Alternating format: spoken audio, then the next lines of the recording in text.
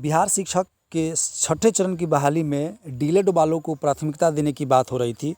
तो इसका अगर डीलेड प्राथमिकता लागू हो जाता है या सातवां चरण में कोई नहीं जानता है कि डीलेड प्राथमिकता लागू अगर हो जाता है तो बीएड करके जो छात्र 1 से 5 भी सीटेट का क्रैक कर लेते हैं, पास कर जाते हैं और प्राथमिकता अगर लग जाता है तो वो 1 से 5 में नौकरी बीएड वालों के लिए बड़ी मुश्किल हो जाएगा।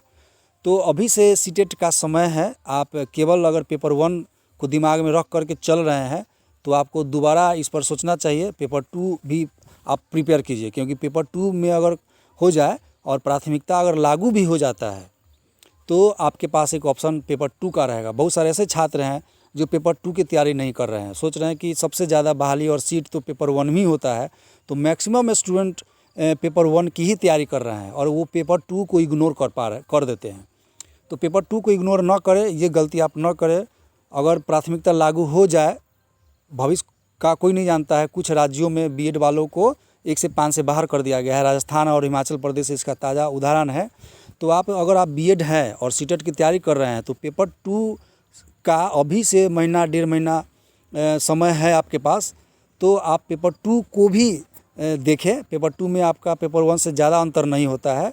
उसमें मैथ का स्टैंडर्ड थोड़ा बढ़ जाता है और साइंस जो है, अगर आप साइंस ग्रुप से हैं तो साइंस आपका पेपर 1 से जो ईवीएस आता है उससे आपको एडवांस पूछता है। मतलब कि केवल आपको 30 नंबर का ही फ़र्क पड़ता है, तो 30 नंबर आपके रिजल्ट को प्रभावित कर देता है।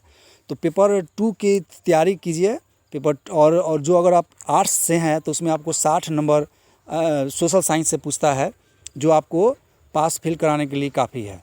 तो पेपर 2 को आप प्राथमिकता तो नहीं, लेकिन पेपर 2 को भी आप शामिल करें।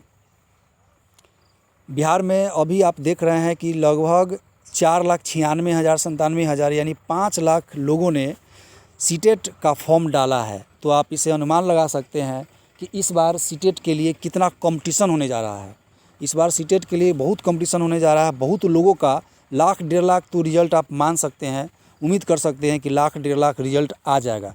अगर 1,00,000 1.5 लाख रिजल्ट आता है और इसमें क्या होता है कि आरक्षण नीति भी होता है, तो अगर 1,00,000 सीट भी आता है और 1.5 लाख लड़के पास भी होंगे तो भी सबको नौकरी नहीं होगा। कारण होता है कि आरक्षण जो होता है वो आपको 10% उधर निकल जाएगा, 27% फिर इस तरह से। तो वो कैटेगरी के हिसाब से पेपर 2 में, पेपर 1 में ये चैलेंज हो जाता है। और पेपर 2 में दूसरा चैलेंज क्या होता है कि वहाँ पर आपको वहाँ पर सब्जेक्ट बट जाता है। साइंस के अलग बहाली आता है, आपको एसएसटी के लिए अलग बहाली आता है, लैंग्वेज यानी हिंदी इंग्लिश उर्दू इस तरह के उसके लिए अलग बहाली आता है। तो वहाँ पर सीट बट जाता है। कहने का मतलब होता है किसी भी सब्जेक्ट में, चाहे आप सोशल साइंस के लिए हो या साइंस के लिए हो या लैंग्वेज के लिए हो, वहाँ कंपटीशन बहुत ज़्यादा बढ़ जाता है। वहाँ पर 6 से 8 में सीट कम होता है, जिसके चलते आपको कठिनाइयों का सामना करना पड़ेगा। इसलिए अभी से आपके पास समय है।